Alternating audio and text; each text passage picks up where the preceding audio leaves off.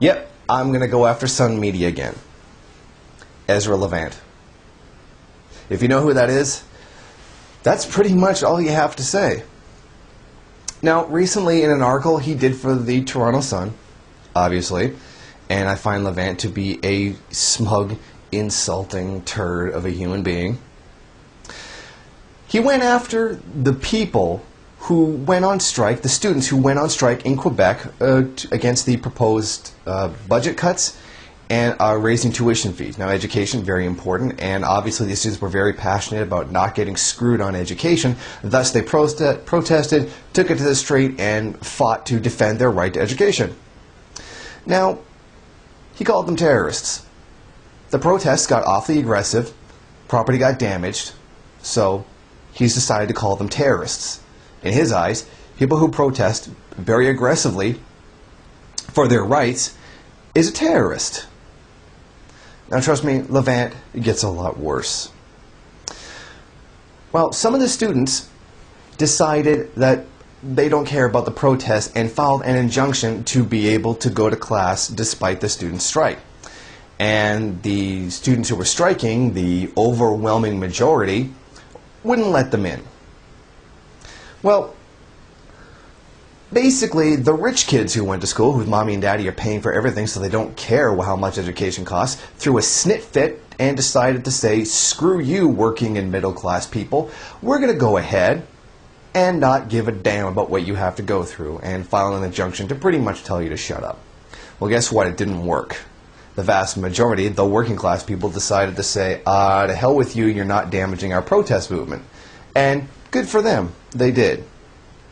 And the result of those protests, that strike, was Charest backed down and gave the protesters what they wanted and decided to work with them.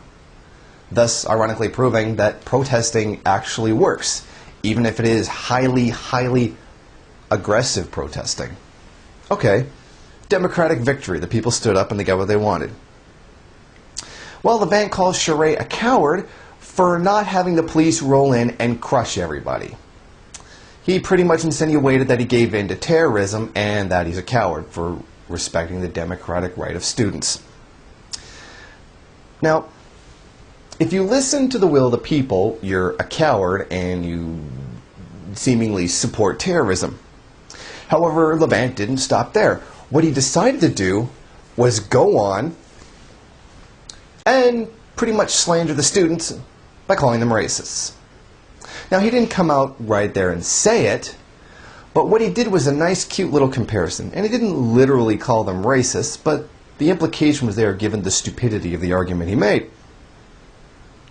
He said the students, the working class students who were striking, not allowing the rich kids, although he didn't bother to mention the class aspect of it, not to go in is the same thing as Klansmen not allowing black students to enter public schools.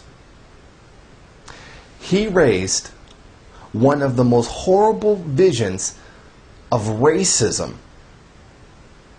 and compared that to students striking to not have to have their education cut or having to pay more for it. That's the best comparison he could come up with. He slanders these students by calling them racist, by doing that. To him, students striking to be able to keep education affordable to them, the right to have education, a protest to do that is the same thing as protesting to keep black people from going to school. That's a valid comparison in this man's mind? He's bloody insane. Or just hate-filled. So literally, given the things he said, anyone who resists the government, it's seemingly he's calling them a terrorist. Anyone who resists cut to education, seemingly he's calling them racists. I think, according to the pattern of his opinions, I think he might be a fascist. It would certainly seem that way.